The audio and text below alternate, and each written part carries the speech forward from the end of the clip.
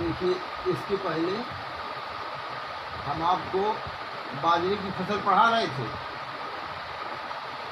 और बहुत कुछ पढ़ा चुके हैं हम। रखवाली, कटाई, मड़ाई ये सब पढ़ा चुके हैं। अब इसी क्रम में हम इसके आगे चलते हैं। कीटों की रोकथाम। तो पहला कीड़ा है दीमक। इसकी रोकथाम के लिए खेत में बुआई के समय 5% एल्ड्रीन या लिग्नेन 25 किलोग्राम प्रति हेक्टेयर की दर से कूड़ों में डालना चाहिए। दूसरा है तना मक्खी। यह कीड़ा पौधों को प्रारंभिक अवस्था में काट देता है, जिससे पौधे सूख जाते हैं और उनकी बढ़वाल रुक जाती है। इसकी रोकथाम के लिए 15 किलोग्राम सीमेंट ग्रेन्यूल्स चून प्रति हेक्टेयर की दर से बुआई के समय कूड़ों में प्रयोग करना चाहिए। तीसरा देखिए तना बेधक। इसकी रोकथाम के लिए 0.15% इंडोसल्फान 35 सीसी 600 से 800 लीटर पानी में घोलकर प्रति हेक्टेयर के हिसाब से पौधों पर छिड़काव कर देते हैं, स्प्रे कर देते हैं। अब उसके बाद देखिए रोग तथा उसकी रोकथाम।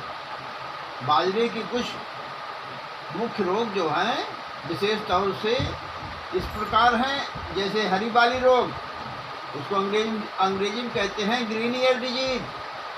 यह रोग बीज तथा मिट्टी दोनों से फैल सकता है। यह रोग कवक के द्वारा होता है, जिसका नाम स्क्लेरोस्पोरा ग्रेमिनिकोला है। इसके प्रयोग से पत्तियों का रंग पीला और बाद में कत्थई भूरा हो जाता है। पौधों की बढ़वार रुक जाती है। पूरी बाली या बाली के कुछ भाग छोटी तथा मुड़ी पत्तियों के आकार में बदल जाते हैं। इस रोग के उग्र अवस्था में 40 से 50% पौधे ग्रसित हो जाते हैं तथा बालियों पर दाने नहीं बनते। इसकी रोकथाम के लिए बीज को एग्रोसनजियन या सेरेसान या बाविस्टीन से उपचारित करना चाहिए। और ये तो आप जानते ही हैं कि 1 किलोग्राम बीज में 2.5 ग्राम दवा मिलानी चाहिए। रोगी पौधों को उखाड़कर जला देना चाहिए तथा रोग रोधी किस्मों को बोना चाहिए। फसल पर 0.25% इंडोफिल M45 का घोल भी छिड़का जा सकता है। दूसरा रोग देखिए अर्कट रोग। इस रोग का आक्रमण फूल आने के समय होता है। इसके आक्रमण से फूलों में से गुलाबी रंग का गाढ़ा तथा चिपचिपा शहद जैसा तरल पदार्थ निकलता है, जो सूखने के बाद बालियों पर कड़ी परत बना देता है। इसके कारण बालियों में दाने नहीं पड़ते। इसमें दाने के स्थान पर भूरे काले रंग की सीप के आकार की गांठें बन जाती हैं, जिन्हें स्क्लेरोसिया कहते हैं। इसकी रोकथाम के लिए फूल आने के तुरंत बाद जिन्हें 75% WP वेजिटेबल पाउडर का 2 किलोग्राम प्रति हेक्टेयर की दर से छिड़काव कर देते हैं, स्प्रे कर देते हैं। यह छिड़काव 10 दिन के अंतर पर 2-3 बार करना चाहिए। रोगी पौधों को उखाड़कर जला देना चाहिए।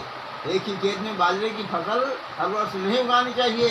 बीज को बोने से पहले 20% नमक के घोल में डुबो देना चाहिए। स्वस्थ बीज नीचे बैठ जाएंगे। इन्हें निकालकर साफ दानों को धोकर अच्छी प्रकार सुखाने के बाद बोना चाहिए। और तीसरा रोग देखिए कंदुआ स्मट डिजीज। इस रोग के दाने आकार में बड़े, गोल, अंडाकार, हरे रंग के हो जाते हैं, जिनमें काला चूर्ण भरा रहता है। यह काला चूर्ण फफूंद के बीजाणु होते हैं। यह बीजाणु वायु द्वारा अन्य स्वस्थ पौधों तक पहुँचते हैं। इसकी रोकथाम के लिए बीज को बोने से पूर्व शोधित अवश्य कर लेना चाहिए।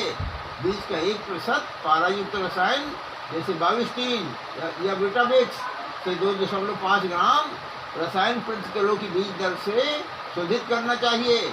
फसल पर 0.15% विटावेक्स का फूल अवस्था में छिड़काव करें। At the time of the flowering stage.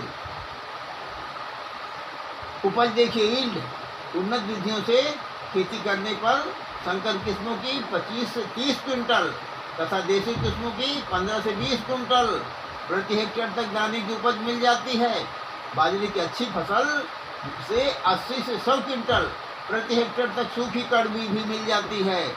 हरा चारा 300 से 350 कुंटल प्रति हेक्टेयर मिलता है। उसके बाद फिर हरा चारा लेने के बाद दाना नहीं मिलता है। अब बीज उत्पादन देखिए, सीड प्रोडक्शन। बीज उत्पादन के लिए ऐसे खेत का चुनाव करना चाहिए जिसमें पिछले वर्ष बाजरे की फसल ना उगाई गई हो। यदि ये संभव ना हो तो उसी खेत में बाजरा की बुआई से 3 सप्ताह पहले पलेवा यानी प्री इरिगेशन करके छोड़ देना चाहिए, ताकि पिछली फसल से गिरे हुए सभी बीजों का खेत में अंकुरण हो जाए। इसके बाद खेत में जुताई करके उसको नष्ट कर देना चाहिए। तो इस प्रकार बहुत से पॉइंट हैं जिसको अच्छी तरह से समझ लीजिए। शुद्ध बीज उत्पादन के लिए बताया जा रहा है। बाजरे की लगभग 80% पर सेचन क्रॉस पोलिनेशन की क्रिया होती है। अतः बाजरे की किसी भी जाति का शुद्ध उत्पादन करने के लिए कम से कम 200 मीटर की पृथक्करण दूरी आइसोलेशन डिस्टेंस रखना चाहिए, ताकि दूसरी जाति का मिश्रण न हो सके। बाजरे की बुआई करने के लिए किसी विश्वसनीय संस्था जो बहुत ही शुद्ध बीज जिसमें मिलता है उसी से प्राप्त किया हुआ बीज को प्रयोग करना चाहिए। आधार बीज फाउंडेशन सीड ही प्रयोग में लाना चाहिए। बाजरे की बुआई में एक खास बात है कि इसका समय का ध्यान रखना चाहिए। 15 जुलाई से 30 जुलाई के मध्य 45 सेंटीमीटर की दूरी पर बनी कतारों में करना चाहिए। पौधे से पौधे की दूरी 15 सेंटीमीटर रखना चाहिए। प्रति हेक्टेयर 4-5 किलोग्राम बीज बोना चाहिए। मिट्टी परीक्षण के आधार पर उर्वरकों का प्रयोग करना चाहिए। यदि मिट्टी परीक्षण न हो सके तो कोई बात नहीं है। 50 kilogram nitrogen, 30 kilogram phosphorus, 30 kilogram potash का प्रयोग करना चाहिए। फसल की अच्छी देख रेख करना चाहिए। जब फसल 3 सप्ताह की हो जाए तो गुड़ाई करके खरपतवारों को निकाल देना चाहिए और उसी समय फालतू पौधों की छटाई यानी थिनिंग कर देना चाहिए। फसल में 2-3 बार रोगिंग करना चाहिए। जब फसल लगभग 1 माह की हो जाए तो अवांछनीय पौधों ऑफ टाइप प्लांट्स को खेत से बाहर निकाल देना चाहिए। जो पौधे अन्य पौधों की तुलना में अधिक लंबे अथवा नाटे हों उन्हें खेत से बीज उत्पादन के लिए नहीं रखना चाहिए। रोगिंग की यह पहली क्रिया फूलों के परागण के समय, झड़ते समय यानी पोलन शेडिंग से पहले ही समाप्त कर लेना चाहिए। जब पौधों की बालियां ईयर्स आ जाएं तो उस समय फसल के अच्छी प्रकार से निरीक्षण करना चाहिए। जिन पौधों को हरी बाली रोग यानी ग्रीन ईयर डिजीज या बाजरा लगा है या अर्गट रोग लगा हो तो उन्हें निकाल देना चाहिए, अलग कर देना चाहिए और उसका बीज नहीं लेना चाहिए। जब फसल पक जाए तो बालियां भुट्टों की दराती से काट लिया जाता है सिकिल से और पक्के फर्श पर तिरपाल पर धूप में 2-3 दिन अच्छी तरह सुखाया जाता है। इसके बाद बैलों की दाल चलाकर अथवा डंडे की सहायता से दानों को अलग कर लेना चाहिए।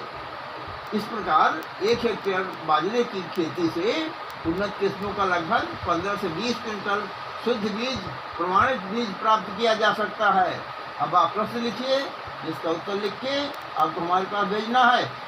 लिखिए प्रश्न नंबर 1, बाजरे की खेती के लिए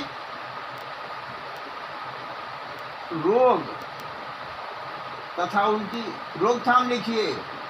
और बाजरे की खेती के लिए कीट एवं कीटों का रोकथाम लिखिए।